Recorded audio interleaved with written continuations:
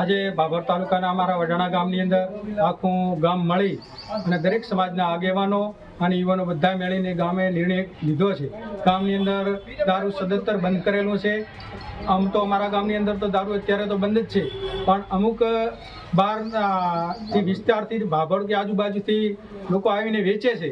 એ અમે સરકારશ્રીને રજૂઆત કરીએ છીએ, મામલતદારશ્રીને પણ રજૂઆત કરી છે અને ભાભર પોલીસ સ્ટેશનની અંદર પણ અમે રજૂઆત કરીએ છીએ કે જે બહારથી દારૂ સપ્લાય થાય છે એના એ વેચનાર ઉપર પૂરેપૂરી કાર્યવાહી કરે એવી મારી વિનંતી છે. વડાણા ગામે મળ્યા હતા તમામ કોમના અને દારૂબંધી કરાવી અને તેનું આવેદનપત્ર આપવા માટે આજે મામલતદાર સાહેબને આવ્યા છે. એ વિશે બી તમામ કોમના બધા હાજર છે.